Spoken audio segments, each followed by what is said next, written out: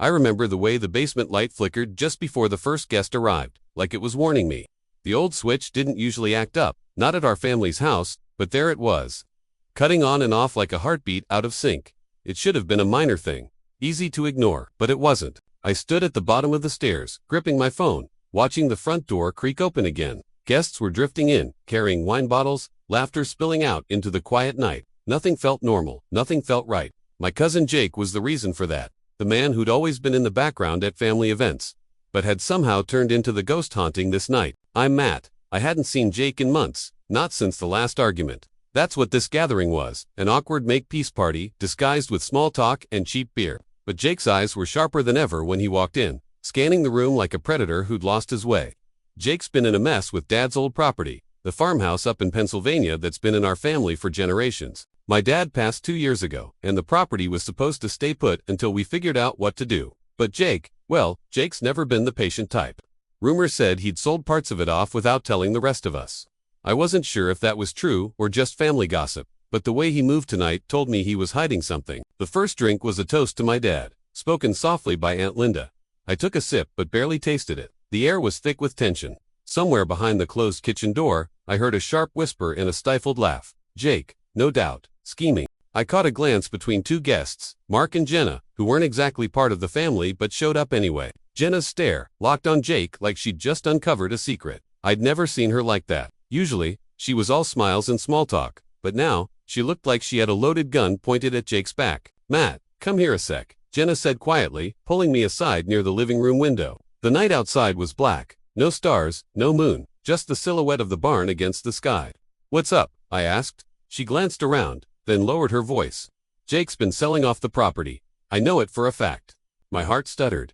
What? How? Look at his phone. I saw the emails when he thought no one was watching. I swallowed hard.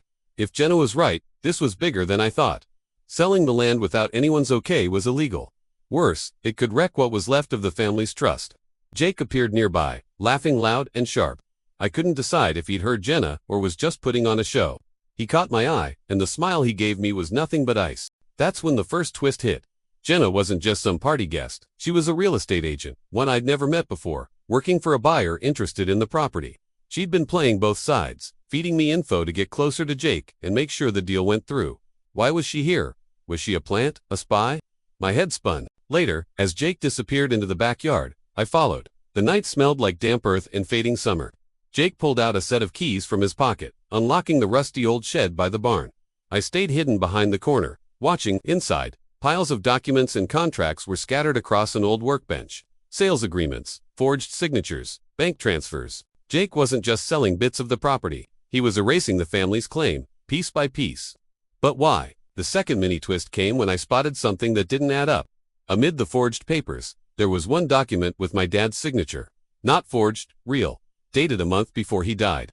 I grabbed the paper with trembling hands. It was a power of attorney, signed quietly, giving Jake the right to sell the property if necessary. Why hadn't anyone told me? Was this a trick? Or had Dad really planned for this all along? Back inside the house, the party was winding down. The guests thinned out, leaving only a few lingering shadows. Jake cornered me near the fireplace. You don't know what you're messing with, Matt, he said low, eyes narrowing. Why are you doing this? Dad never wanted the property sold without family consent. Jake laughed bitterly. You think Dad had a choice? He was sick. Matt, I'm trying to save what's left. You're too blind to see it. His words cut deeper than I expected. Was he telling the truth? Was this some kind of desperate move? I had my doubts, but I couldn't risk letting Jake run free with the property. That's when I pulled out what I'd been working on in secret. A folder full of evidence I'd quietly gathered over the past 2 weeks. Bank records, emails, and most importantly, a recording from a phone call where Jake admitted to selling the property behind everyone's back. I slid it across the table. I called the attorney. They're freezing all sales until this is sorted. Jake's face darkened. You think this stops me? This isn't over. The third mini twist came when Jenna stepped forward. Actually, it is, she said, voice calm but sharp. Why? I asked. She pulled out her phone.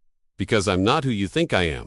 I'm not a real estate agent. I work with the county's fraud investigation team. Her eyes locked on Jake. We've been tracking illegal property sales in this area for months. You're under investigation. Jake's smirk vanished. For the first time all night, I saw fear. That's when the trap closed. Jake tried to bolt for the back door, but the sheriff's deputies were already there, blocking his escape. As they cuffed him, Jake shouted, "This isn't over. You'll regret this." I stood frozen, the weight of what just happened settling in. But then the double twist hit. The first was obvious. Jake wasn't just a greedy cousin. He was involved in a bigger criminal ring, selling off multiple properties across state lines. The bigger reveal was what Jenna dropped last. "Matt," she said quietly as the deputies led Jake away, "your dad wasn't just sick. He was trying to protect you all from this. That power of attorney wasn't just for Jake's convenience. It was part of a plan to expose this fraud." Dad had known Jake was in trouble and had handed me the keys to the truth, without ever saying a word. I left the house that night feeling the weight of every secret and lie that had built up over years, but also the strange relief that maybe, just maybe, it was finally over.